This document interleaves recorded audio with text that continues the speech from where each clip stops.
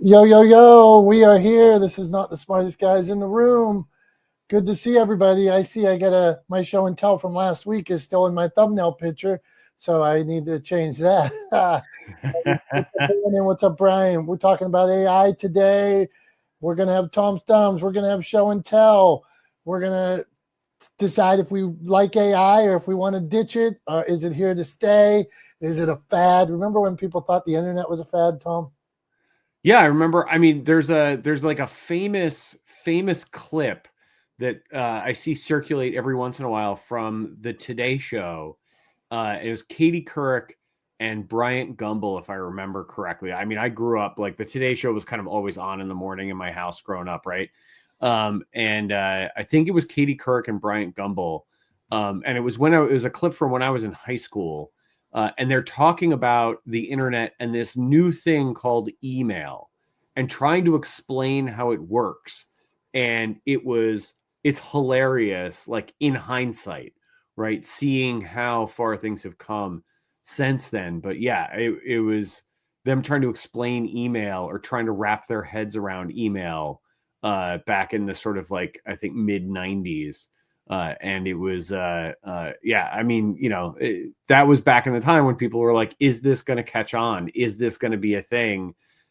Is it going to, are people going to use email instead of writing letters anymore? And, all that kind of conversation. And, yeah, I mean, we can see now with the benefit of hindsight, in 2025, we can see how that all panned out. And the answer is obvious to us now. But at the time, yeah, it was a big debate. I saw in China that everybody I think it was like third grade, they're going to start teaching AI courses that every kid right. So is it going to be part of the curriculum? Should it be? Just like, I don't think it's much different than searching the web. I mean, just getting you more information. And that's my thoughts, Tom. Go on. Yeah, I mean, it's one of those things. I wonder for people who are sort of anti-technology or anti-technologists or kind of grip white knuckle onto their Luddite tendencies.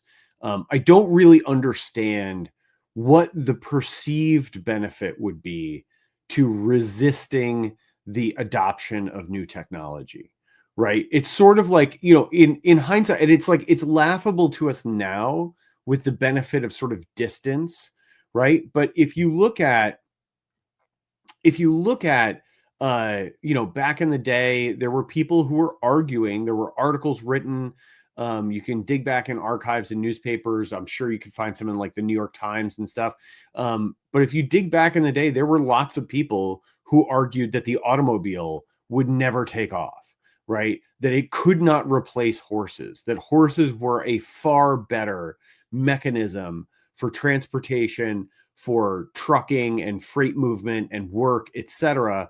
That tractors wouldn't replace horses, that automobiles wouldn't replace horses. Like there was this whole argument. In fact, some of that argument, it's really funny. I was talking about this with somebody the other day. We were talking about the infrastructure around electric vehicles, right? And the need for more charging stations in more sort of like useful places, right?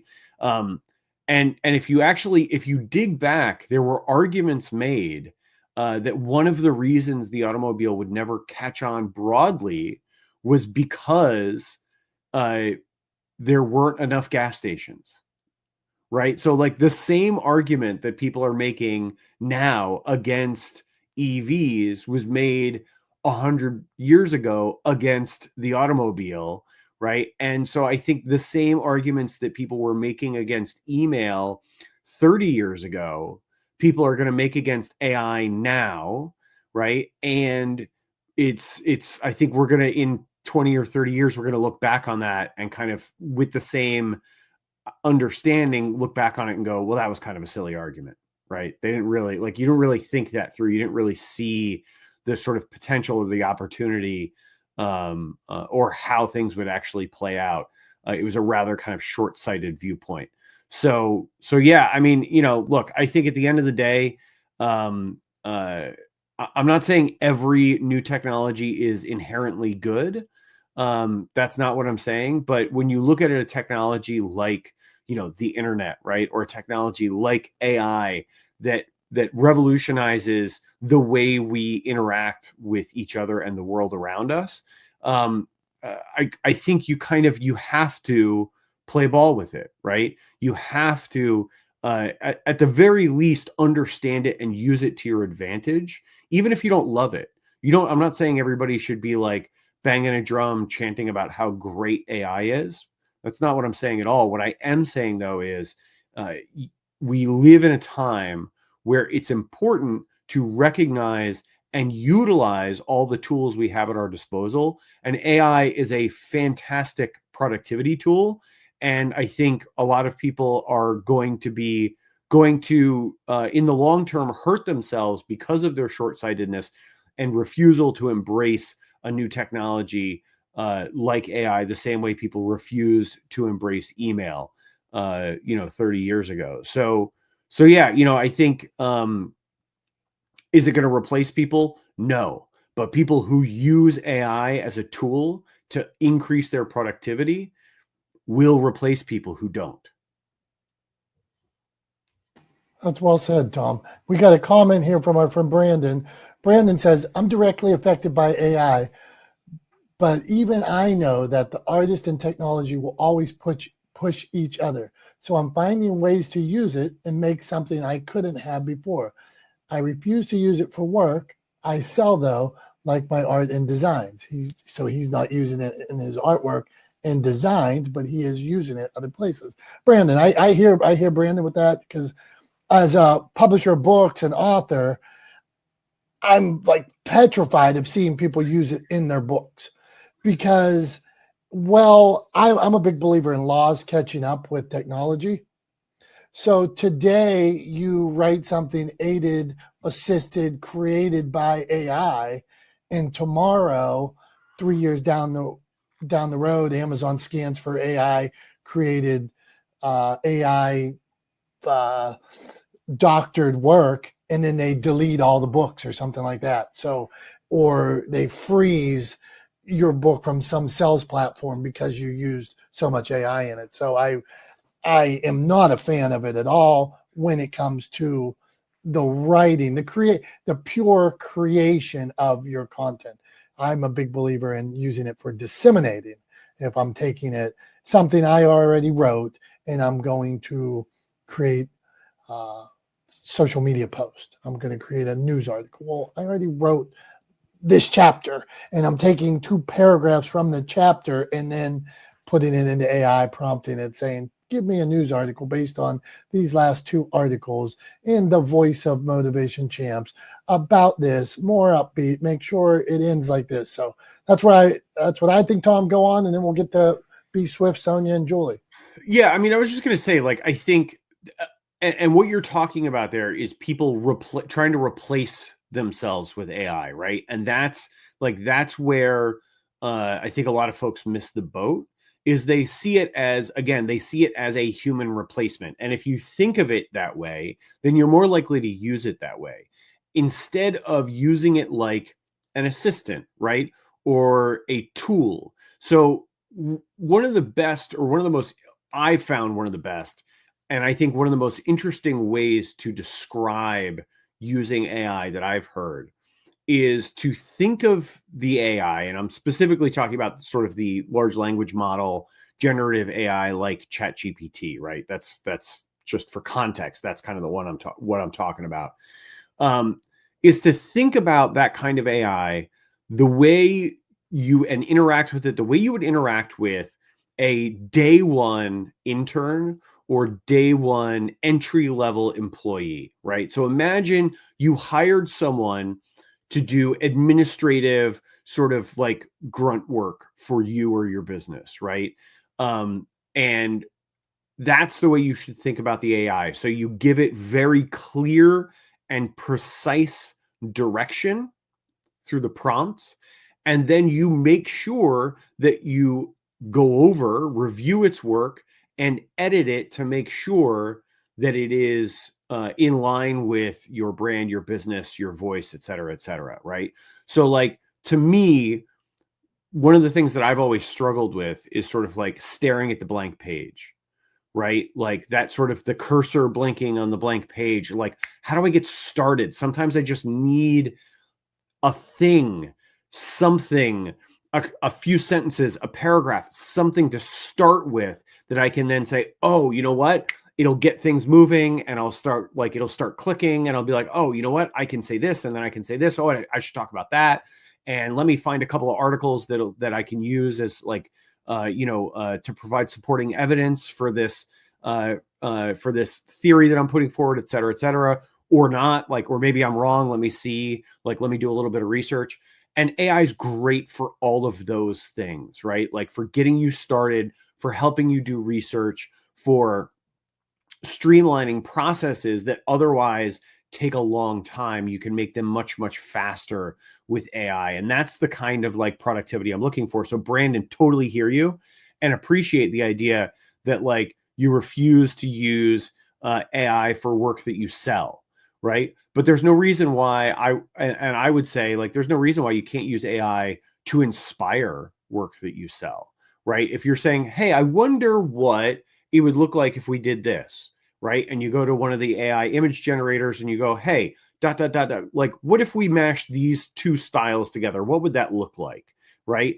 And it spits out an image at you. Now, obviously, you're not going to turn around and just kind of sell that image as if it was your own, but it might, seeing that image, I mean, this is just how my brain works, but like seeing that image for me, I would then look at it and go, oh, that's interesting. Oh, it did this. Oh, it did that. Oh, those two things are, oh, you know what? Now I see a path forward. Whereas before I was just staring at a blank page and not going anywhere. Right. So that's one of the ways that I personally really like to use it is as sort of like an entry level assistant. If I said, hey, do me a favor, I need to write a newsletter on AI this week. Go ahead and just draft the start, and here are the things I want you to talk about, and here are the things I want you to focus on. Go ahead and give me a draft, 750 words, give me a draft, right? And then go from there. Don't put it out as finished work, because it's not, right?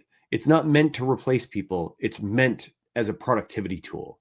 And that's how I think people should use it. So those are just a couple of the ways that I like to use it. And kind of, I feel that it has dramatically increased my productivity in the way that I use it, professionally. So yeah, so that's what I think. I don't know. What do you think, Dom? Should we start going around the room, see what other folks Let's hear what people have to say. So let's go like this. Since we know it's coming, since we know it's here, good uses. How are you using it? How has it benefited you? So Swift, what do you got for us, man? Good uses. Are you using it? Where does it help these things for you?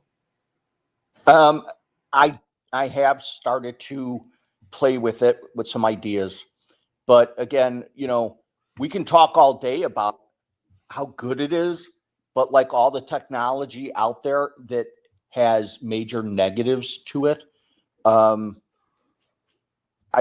think it needs to be discussed, the downside of it. And I think there's all right, bring it on, Swift. We're not afraid. What do you got for us? Come on. I think there's a bigger downside than there is an upside. All right, go on. Preach. Tell us. No problem. We could preach all day about it can help you just creatively, but you know what? You just stopped yourself from having to be creative. No matter what we say about it, how anybody uses it, it is taking the place of the human mind from creating. Whether you use it creatively, it is taking the place of people being authentic. Now, we could say we're going to stop it at the creative line. We're not going to use anything else it tells us. But here's the bottom line. You're not going to do that to a 10-year-old, a 12-year-old, a 20-year-old, and probably a lot of 30-year-olds are not going to stop. All we're doing is replacing human ability with what somebody else has said, because this is all programmed by humans, and it has a slant. I don't care what anybody says there. It is slanted because it is written by a human. So you could We could say whatever we want to, but it's going to create a bunch of dum-dums out there, just like TV did, right? A lot of people called it the dummy box. So you're watching the dummy box. Why? Because it replaced kids from being outside, from learning how to create games like Kick the Can or Johnny Run Across or Ding Dong Ditch or just fun stuff. It is preventing kids from having to use their minds. Just like phones have created, they become babysitters for moms that don't want to tell their kid to shut their pie hole and behave. They hand them the $1,000 phone so they could play a game on it. Now it prevents a parent from parenting, but it's the easy way out. If we keep taking the easy way out in the world, in generations, we're going to have a bunch of people that just don't know how to cope and how to think. Just my 2 cents. All right, Brian, you brought it today. We're not worried about it, man. So we appreciate all sides of this argument. This will always be a safe place for everybody. We appreciate it. So I'm going Dom, to. it's not an argument. We're just having a conversation. Yeah, right. It's just a conversation. So, Brian, in this conversation, I use Opus Clip. I'm going to take this conversation today from Opus Clip, from all of us here, and I'm going to copy and paste the link into Opus Clip. And it's going to pull out 50 conversations based on you, me, Tom, Trish, and Tyre down there, Sonia, Julie, whatever, and break them into clips, 60 clips, 40 clips, whatever. I'm able to then add, they missed that boat. I can add to the beginning of the conversation, the end of the conversation, based on transcript. If I had to do that on my own, it would take me a week and it wouldn't be as good. So now I can take this show and have 60 clips out in 45 minutes if I really wanted to. How is that not benefiting, and how did it any way stymie my growth? I never said there was no benefit to it. I think there are some benefits to it. As I said, I think we don't talk about the downside of technology. There are some creative benefits to it and technological benefits to it, like there are technological benefits to having a cell phone. But there's also a downside to it. And we fail to address a lot of the downside. In your example, Dom, 100% useful. Absolutely. I get it. 100% useful. No fair, Brian. And hey, I like to play. I played in the mud more than my kids played in the mud. And I believe my imagination, because when I was about 10 years old, I had 2 friends and lived 5 miles from town. So I was out in the woods by myself all the time. So there, I believe my imagination was aided by playing in the creek, whatever you want to call it. Go on, Tom. That explains so much, knowing that you spent lots of your childhood in the woods by yourself. That's right. Tom, you got anything good to add? Go on. We're coming in tired, so you want to keep rolling, or what do you think? No, yeah, I think let's keep rolling. I mean, look, are there potential negatives to everything? Sure. Like, there's a potential downside to getting in your car to drive somewhere, right? Like, the potential downside is you could get in an accident, you could get hurt, right? Like, that's a potential downside. There are potential downsides to literally everything. If you focus too heavily on the potential downsides, then you wouldn't do anything, right? You would end up, a shut-in, never leaving your house because you'd be afraid to do anything because there was the potential that it could go wrong, right? So, like, while I totally understand the idea of exercising caution or taking potential downsides into account, the same way I put on a seatbelt every time I get in a car, right? Like, I take precautions. I am aware of the potential danger, but that doesn't mean I'm not going to get in my car and go somewhere, right? Like, my wife is taking our daughter to a doctor's appointment in a little bit here, right? Like, there's a risk to taking a child in the car to go to the doctor's office, but guess what? The benefits outweigh the risk. She goes to the doctor, right? So, like, that's the way I think of it, is like, look, put your seatbelt on, right? Just make sure you're wearing your seatbelt and you're taking necessary precautions, but don't let it stop you from moving forward. Yeah, good Yeah, stuff. stop fighting the AI, man. Stop fighting the AI. Yeah, we're coming, my man. Stop fighting the AI. He says, and if you got something bad to say about it, like there could be poor use. Well, let people know the poor use. So Brian has a point as far as, let's talk the good, bad, and the ugly. If somebody's out there doing something dumb that's going to get them just copying people's content or something like that, well, let's learn about it. So we're going to go, since entire motivator, Dominic. I like this because we got similar names here. We're going to go AI. What's your thoughts on it? Entire. His name is Entire. What's going on? Yeah, entree Motivator. like entrepreneur. Entree motivator. Damn, Tom loves when I entree motivator. Tom loves when I mispronounce people's names. So entree motivator, I have done that to you. So give us your thoughts on AI, and then we're going to keep rolling around. I'll try to keep it short. I know it might go on an Opus clip, but as far as it's always the good and bad.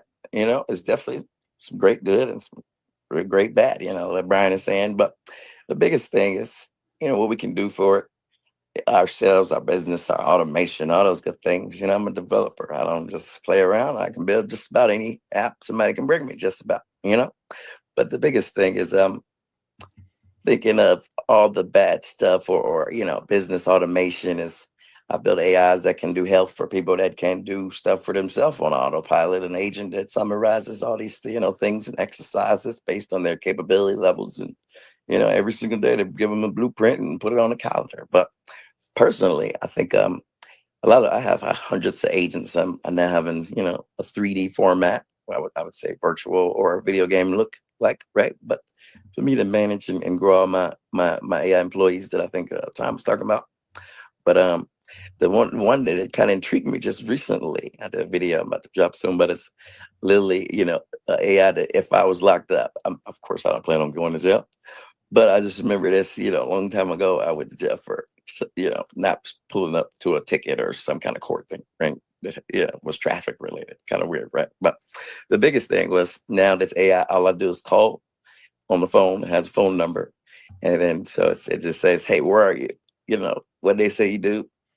And then, a few more things. And then once I hang up the phone, it activates agent workflow that calls all my contacts in Google Sheets and let them know all the details, searches the internet daily based on the Google Sheets, tracking thingamajiggy.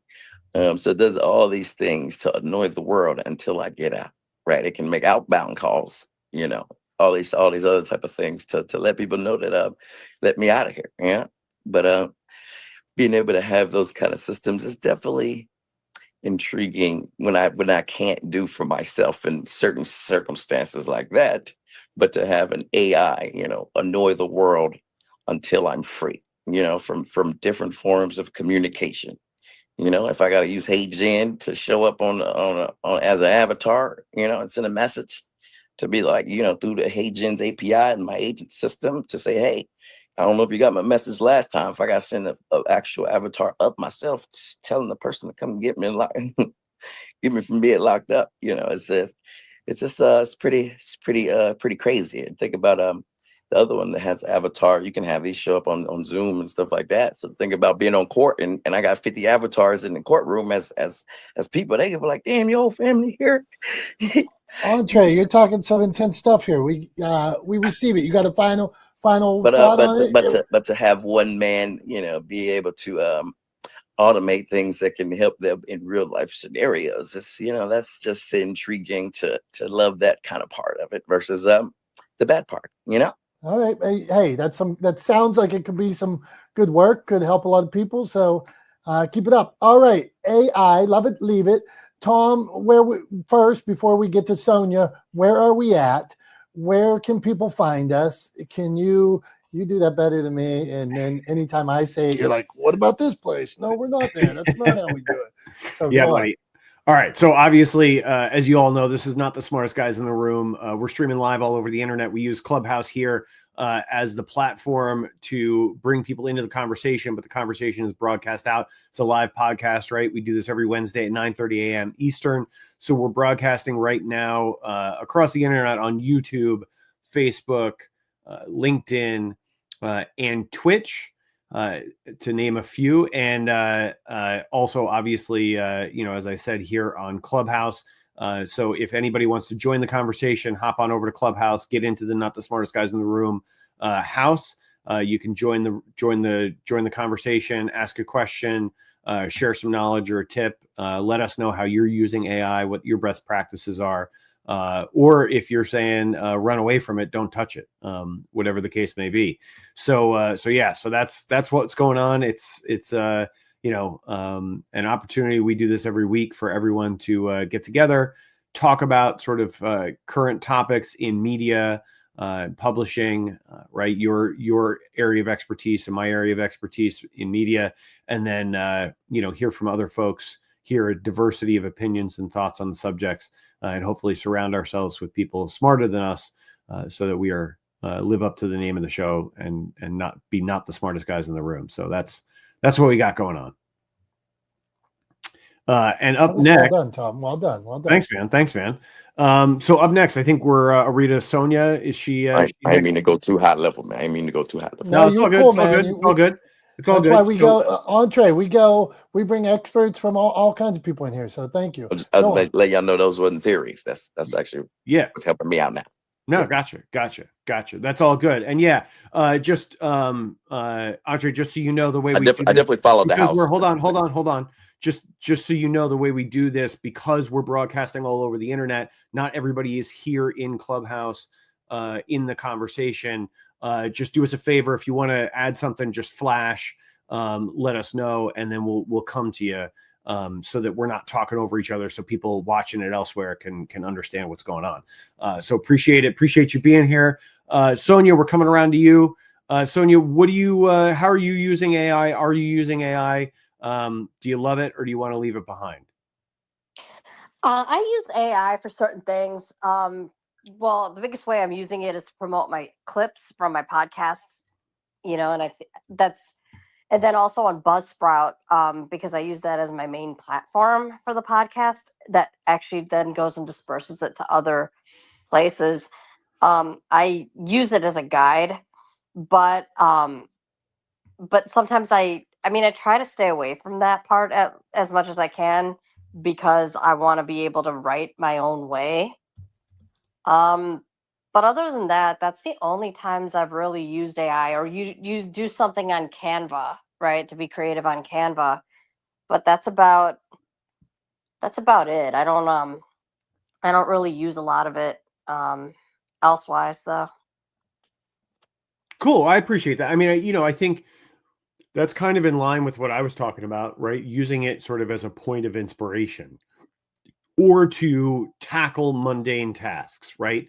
Things that you really shouldn't spend your time doing, right? Like, helping to disperse clips across different platforms, or, just drafting the initial, impetus of an idea, right? Basically getting you from that blank page to something on the page that you can actually mold into your own, right? I don't think it's any different than, for example, using taking a piece of clay and using a pottery wheel, right? Like, I mean, you're taking a lump of clay. The only way you can make it into the shape that you're making it into is by using a pottery wheel, right? By using that tool. But it doesn't mean that whatever you make, the vase or the bowl or the plate or whatever you make on the wheel, doesn't mean that it's less valuable or a lesser creative work. It just means that you used a tool to help you get something that otherwise you wouldn't have been able to create, right? So I think those are all good uses. Appreciate that. What do you think, Dom?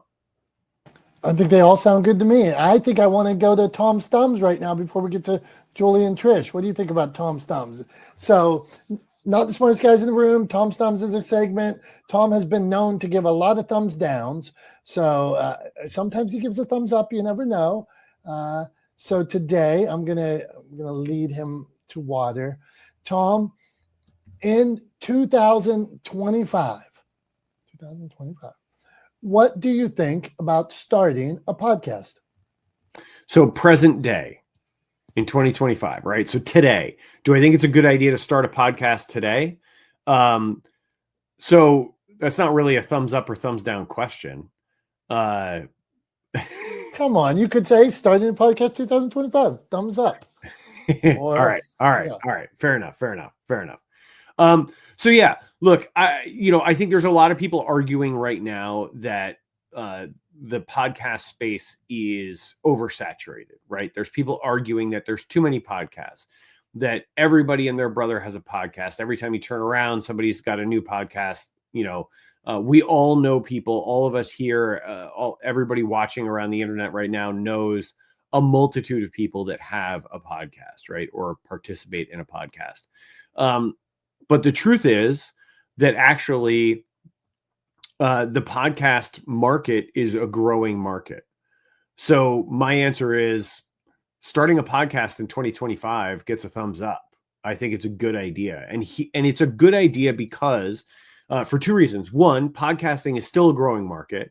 It is not oversaturated. If it was oversaturated, you would see growth tailing off. And that's not what's happening, according to research that I've done not that long ago, because I actually, was curious about this myself not that long ago. And the truth is that it's still a growing market. It's still something worth investing in.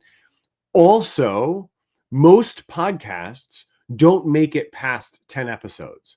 Most podcasts that get started kind of tail off and never sort of make it past, I think it's 10 episodes, maybe it's 12 episodes. I forget exactly what the number is, but they don't end up sticking around, right? I'd actually be curious to see how many episodes of Not the Smartest Guys in the Room we're up to now, because we're years into this, right?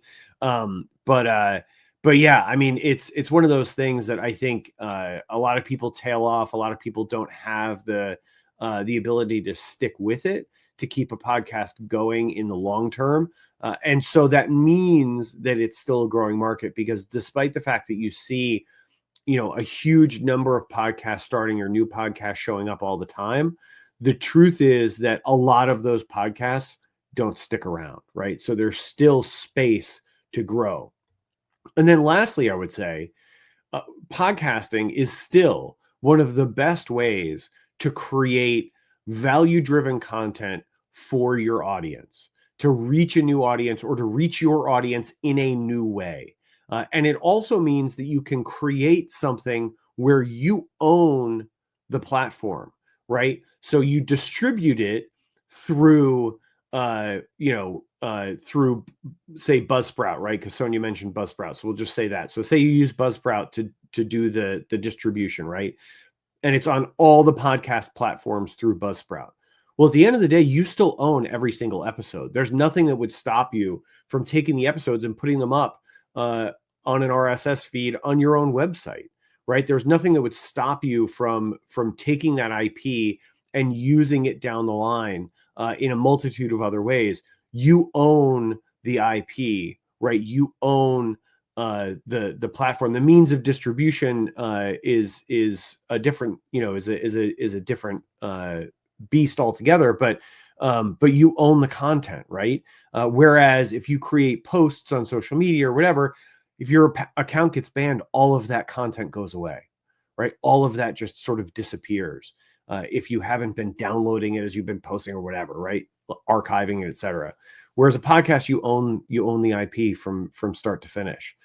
So I think it's a great way to reach your audience and build new audience around your business. I think podcasts are a great way to communicate with your community, to add value to your community. And I think there's a lot of opportunity in podcasting because it's still a growing market. So starting a podcast in 2025, you get a thumbs up from me. Wow, there you go, Tom. Positive vibes, thumbs up for Tom. Well thought out, well said. I agree with you, man. And I find myself listening to more and more and finding it easier. Here's where I land on it. It is getting easier for me to listen to them, which is like I get in the car, I turn on the radio. Now I can almost get in the car and just as easily, I got to push an extra button sometimes, but I can just as easily listen to the podcast when I'm riding my bike, whatever it is. And for me, that ease of use is, I like it. And so I'm all in. I agree, Tom. Love it. We are talking AI. Love it or leave it. Best practice's. Tom's thumbs was what do you think about starting a podcast in 2025? Julie, thumbs up, thumbs down. She's giving a thumbs down because she's red, I think. Trish smiled or laughed while you were talking, so I wonder what she has to say about that. So since Julie's on the phone, Trish, we're coming to you. You can give your thoughts on Tom's thumbs or best practices on AI. Hold on. Julie, Brian, hold on. We're going to Trish. What do you got, Trish? She's gone. Okay, back to Julie. Are you on the phone? Are you there? Hello. I'm all over the place, Tom. Okay, Trish, what do you got for us? Hi, I'm Trish. I'm the business owner of Paris Parties and Spas. Thanks for letting me be on your podcast. What I laughed about was the I don't agree with that, and I'm not gonna get too off into it. That's all right. Come on. No, I'm just not gonna get too off into it. But I do agree with you on it is flexible and more like you said, you can just pop in a cord or pop in a bug ear and just listen to it and stuff. But I'm not down. I'm not what I can say, I'm not gonna take that lane on trying to start a podcast in my future. But besides the AI, I suggest with like writing letters and documentations and like they said, small things that you need to get done. It's a great tool. But like a couple other people said, if you're doing like writing a book or some real intellectual property, I wouldn't suggest putting it off into the AI because you have to remember that also belongs to somebody else. Also, that you're putting your thoughts or your words off into. So it's pros and cons to everything that you do in life. You just gotta observe and get your feet wet a little bit. Don't be scared to do it, but don't put your life off into nothing. You got to hold some things, back in life. You can't put it all out there into the universe and then you don't have nothing. They done sucked you out of all your energy. So it's pros and cons to everything. It's good on if you can't get a 500 word essay done, it'll help you get that done. Or if you can't get the bio or a contract letter or a business proposal done with it, then it's good for that type of stuff. But otherwise, don't do it because you basically you're selling your soul and giving it away. But again, my name is Trish. I'm the business owner of Paris Parties and Spa, where we empire our generation one style at a time. You can find me on all social media as Paris Parties and Spa. Thanks for the opportunity on the stage, and I'll turn it back over to you guys. Hey, Trish, thank you. And we don't want anybody selling their soul, so I'm going to check out Trish. We always want anybody that is in this room to try to connect with everybody here, so we appreciate you. Okay, AI, love it or leave it, and best practices. Julie, starting the podcast came up. That's something you know about as well. So what do you got, Julie? Well, first of all, can I say, hey, Alf is in the house. That's right. Alf's here. We're coming to Alf next. We love Alf, don't we, Tom? Where's Tom? Yeah, I'm glad Alf's back. Get with it, Julie. What do you got? Come on. What do you got? Well, there was a reason why I said Alf's in the house, because he's awesome. But second of all, what I did was when this came up, I went to ChatGPT and asked, should I love it or leave it? Like, I went to ask ChatGPT the question, and it gave me a great feedback. And the problem is with AI is that I am getting stupid on some sort of level. Like, honestly, and I talked to Dom about this. I'm like, oh, I just did this. You can tell when people do it in ChatGPT, right? It's clear and convincing. However, it's opening up an avenue for me when I choose to be smart in terms of writing and content that people will recognize that. So we have that advantage. Now, I never would use it to write a book. I do use it for a lot of different things.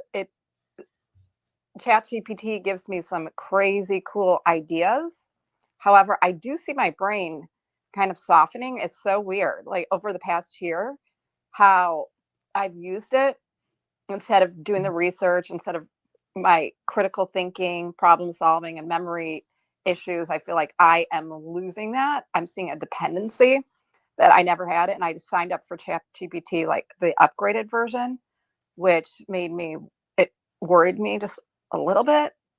So should we be worried? Probably, but there is this opportunity for us who do have a brain to rise above the masses, if you will. So hopefully that works, and podcasting rules the world. And Dom, remember we have an interview today with Seth Green. Okay, bye. All right, Seth Green, and we will chat to him today. I'm excited about it. Thank you, Julie. Appreciate your thoughts. You had some of the same thoughts that Brian Swift shared, that we should be cautious of it as well. Yeah. I wanted to poke on Brian Swift because it's also, I don't dismiss the evolution of technology. You have to embrace it. You see your kids, how different they're living their lives as opposed to how Dom lived his life, just roaming the woods by himself. So we have to embrace it, but use it correctly. But there is opportunity to rise above the chatter and above all the stuff that's going on. Okay. Hey, those woods, my woods had trees. They had a creek. I used to go back to this creek and find old glass bottles that were blue and stuff like that. I lost one of my favorite G.I. Joe back there, man, Rakondo. He was the coolest looking guy. Your co-host here sounds like a serial killer. No, the woods are all good. That's right, Brian. Okay, let's go on. Hey, I love it or leave it. Alf, what do you got for us today? There you go, my man. Hello. How's everybody? Hope everybody's We're doing good, well. man. Glad you stopped back again. So the subject today, we're talking about AI, good practices, bad practices. So if you got a good practice, give it to us. If you don't, and you say, I hate this and I never want to see it again, give us that. What do you got, my man? Right. I'd say that there's an AI system called napkin.ai, which is really cool.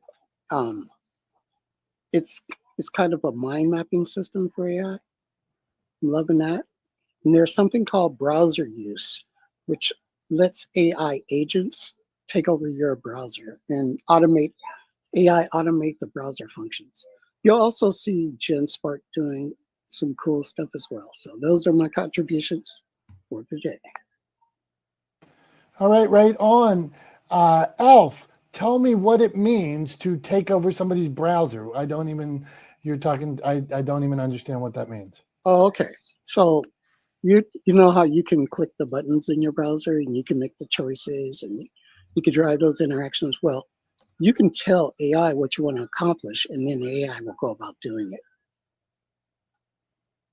Very interesting. Thank you. Okay. Yeah. So it's called browser use. I'll put them all in the chat. Okay, cool. Thank you. Go on.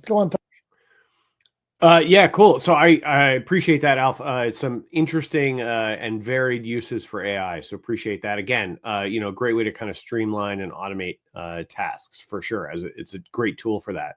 But before we move on, before we get to Husan, I want to make sure that we get to your show and tell this week, Dom. So why don't you go ahead and show us and tell us about something? Okay, Tom, I appreciate you. Well, today's show and tell is going to be a carryover from last week's Tom's Thumbs. So somebody's going to have to go back and listen to last week. So last week, Tom's Thumbs, I asked Tom his thoughts on Easter egg dyeing, and he wasn't so into Easter egg dyeing. I love Easter egg dyeing, and I mentioned an Easter egg that comes out every year at my house. This is something, I got my daughter's 16, my son's 19, maybe past traditional egg dyeing years. Don't you tell me they are. But every year we still dye eggs. So this year, the egg I dyed was once again, well, I dyed a few, but once again was Mr. Pants. This is a guy, for some reason, I decided he's yellow and blue, wears blue pants. He always looks the same. He's got similar hair. Everybody in my family loves when Mr. Pants comes out. And then Tom had the audacity to say, and I'm going to do this on the air, that some people don't eat their Easter eggs, and he says they waste the food. So right on air, I'm going to crack it. I'm going to crack it during the show and tell here. And you could go on, Tom, but show and tell was Mr. Pants. And you see now Mr. Pants is getting his face ripped off. And I'm going to enjoy a boiled egg. I mean, honestly, my favorite part of that is you ripping his face off. But yeah, no, hey, look, I don't think I'm wrong. I think a lot of people don't eat their Easter eggs. And I think that is a waste. You know, I mean, in this economy, who can afford to waste eggs like that, right? They're like, what are they, $14 a dozen now? But I actually, there's a down the street in our neighborhood, there's somebody that has a bunch of chickens, and they sell eggs from their chickens at the end of their driveway, and they doubled their price for their eggs, like to match the cost of eggs in the supermarket. So it's egg prices are going up all over the shop. So I appreciate you eating the eggs. We actually ate eggs for dinner on Monday. So yeah, and I appreciate the Frank's Red Hot. It's good stuff. You cannot eat an Easter egg. You cannot eat a boil. I would have pepper, but in my office, I didn't bring the pepper down today. Just Mr. Pants, the Red Hot. And now I'm going to enjoy. I want to thank you for confirming my prediction that most people would be cracking their eggs the day after this year. Well, there you go, Alf. I'm eating it right now as Tom speaks. All right. Okay, Tom, let's roll on here. Yep. Here we go. All right. So we're coming around the room. We're going to go to Hassan, and then we're going to get things wrapped up here as we close out the hour. So Hassan, we're talking AI. Do you love it? Do you want to leave it behind? And what are some best practices you have that you can share with everybody here? Love it or leave it. Such a challenging question. In many ways, I love it. It is a fantastic tool. It has helped accelerate some of my processes. So for that, I'm deeply grateful for it. But if I had to stand on the side and get off of this fence, I would actually stand on the side of leave it. This technology is so wide open. I think we're going to fall into the same problems we had with social media. The technology is great, but we're not thinking about the unintended consequences and the unconsidered implications of this, especially on our young people. AI is now replacing human interaction as a relationship bot. It's replacing therapists as a counselor. It is replacing a lot of those roles that we used to assume were exclusive to the human experience. And I'm not sure that we're considering those implications. So for me, I think that artificial intelligence, especially in the hands of our young people, is ultimately going to increase the gap between, as was mentioned by the one of the previous speakers, maybe Chish or Trish. Those who use it and use it well, they will continue to accelerate, continue to get more power. But those who just use it for entertainment purposes will continue to allow their brain to atrophy. They'll become more and more dependent on it to get answers rather than thinking through and solving problems themselves. We have this, I'll close with this. We have this illusion that it's helping to, as I mentioned, helping to accelerate our processes. But anybody who has a sourdough starter knows that the process takes time. Time doesn't change. Our experience of that time changes. And what that ultimately does is increase our anxiety and increase our sense of worry about the world that is. And I think sometimes it's just better for us to stop and smell the roses. So unless we put an age limit on it and say you can access it when you reach a certain level of mental development, perhaps it's better that we just put it on pause, if not leave it alone. Thanks for letting me share. I yield back. Thanks, Hassan. Yeah, I really appreciate that perspective. I think it's a really valuable one. As you said, as a tool, it's fantastic. But I agree with you. I do think that we need to pay attention to unintended consequences, right? And again, like in the example that I was talking about before, when I was talking about that there are risks associated with just about everything that we do on a daily basis, including one of the most dangerous things that a lot of us do on a regular basis is get in a car to go somewhere, right? So if you're willing to get in a car and go somewhere, you're willing to accept some level of risk, right? But you mitigate those risks by using safety features like seatbelts and having a car that has airbags, right? And how do we end up with those safety features? We end up with those safety features through the application of regulation, right? And people drag their feet. They get really upset about regulation because they think it's too restrictive. I mean, I remember I've seen this clip kind of floating around. I've seen it on social media. There's this clip floating around. They were interviewing people. I think it was folks in a kind of rural area based on the accents. I'm not sure where in the US, somewhere in the kind of southern Midwest area of the US, I think, based on the accents in the video. But there's people talking about being upset when they were passing drunk driving laws in the late 70s, early 80s, and arguing like, hey, look, who are you to tell us that we can't enjoy a beer on the drive home from work on a Friday, or, after a long day at working outside, we can't have a beer on the drive home, right? Like literally they're advocating for drinking while driving, right? And it seems like kind of an insane thing to argue for, the same way people argue for unfettered practices and unfettered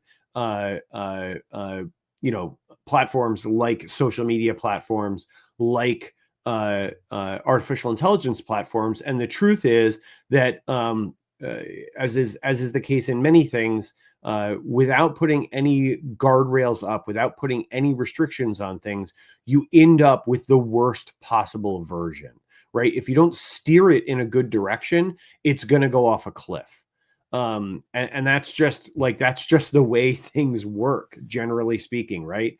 Like you have to push things in the direction you want them to go. And the way to push social media networks, the way to push AI and generative AI and the way it's used and who's able to use it and what you're able to use it for is through regulation. So I think, Hussam, that was a really good, cogent argument for, putting regulation, putting some guardrails up and making people wear seatbelts when they use generative AI, and making sure in the same way that we have broadcast standards for television, where, you see platforms like YouTube has YouTube Kids, right? Where you can restrict what people can see. You can put parental controls on.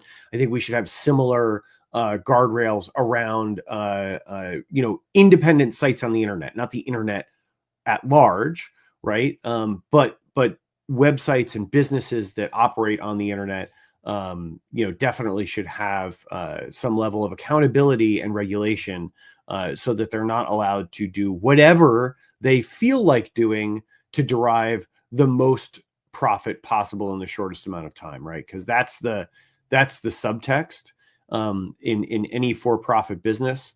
Is they're going to do whatever they can to generate the most profit as quickly as possible, because that's what businesses do, right? That's what businesses are designed to do. And so without some level of regulation and some guardrails, they're going to do it any way they can. And often you're going to end up in a situation where they're going to sacrifice people to do it, right? And the well-being of their customers to do it. I think the story breaking a number of years ago where they had internal discussions at Meta about the impact on teenage girls that they were seeing on Instagram, and how it was negatively impacting, and they were actually seeing suicide rates go up when they were fed certain kinds of content, and they did nothing about it. Like that's what you end up with when you don't regulate businesses like this. So I think that was a good argument. Thank you for pushing us in that direction. What do you think, Dom? I'm glad we're having this conversation. And one of the things that I'm thinking about it is I consider it like the Wild West right now. Like there was a gold rush in the Wild West. There was good to come from going west. But at the same time, there was cowboys robbing trains, people doing all kinds of crazy things, stealing cattle and stuff. It was lawless. So we learned that a lawless land wasn't great. I think we can all agree that deep fakes aren't great. Deep fake this is ridiculous. Like we can't have it. So just as fast as it's growing to the good, like, wow, we can use this to find things in the medical industry. We can use this to speed up these things, speed up efficiency here, and here. Well, at the same time, there are people using it for bad. So when that comes, or if the bad guys are sometimes ahead of the curve, well, then we got to figure it out so that those kind of things don't happen.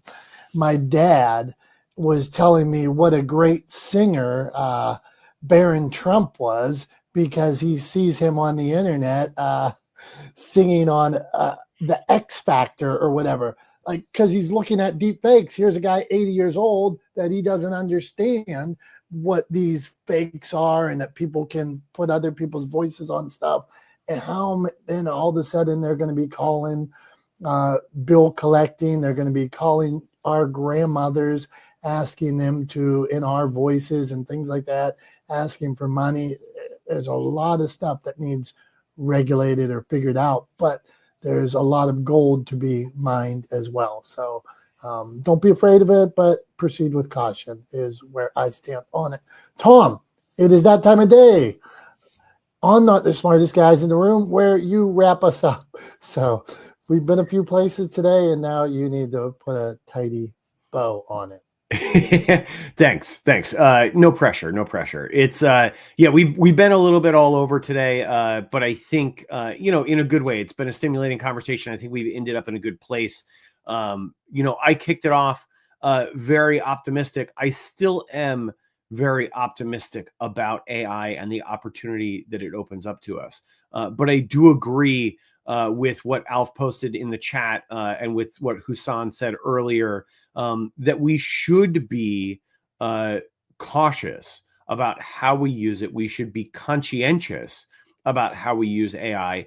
And when we live in a world that is tantamount to the sort of a technological frontier like the Wild West, right? Like the times during the gold rush, we have to be careful to make sure that we are using these tools ethically and responsibly, right? There are going to be people that don't, and there's nothing that individually we can do about that. But the thing that we can do individually is we can make sure that we use these platforms ethically and responsibly, that we mitigate the risks associated with using these platforms, the risks to, or the issues with labor exploitation, with equity issues that come up through the use of generative AI and access to generative AI. The environmental costs, which Alf mentioned, which I think is a good point as well. The sort of it is not carbon neutral, right? AI is very data processing heavy, memory heavy, and it takes a lot of electricity, which has an environmental impact. So there are environmental impacts to bear in mind as well. So yeah, I think it's incumbent upon all of us as the users of this technology in its sort of frontier days, to be conscientious, to be careful, and to be, good stewards of this new technology as we move it forward. So that's where I land on it. I don't think we should leave it or try to pretend like it doesn't exist or bury our heads in the sand. AI is not going away. I can't say it any more plainly than that. AI is here to stay. It's not going anywhere. So I think the way forward, the path forward, the only way forward is to use it as ethically and as conscientiously and as carefully and as honestly as we can, right? There's nothing wrong with letting people know that you're using it for things, right? I use it all the time to help draft articles, social media posts, et cetera, to do research, right? I use it for all kinds of things. But I treat it, like I said earlier, I treat it like an entry-level, assistant or employee, where I give it very clear, precise instructions, and then I make sure that I double check all of its work. And often I use its work only as a sort of jumping off point and not as the final product.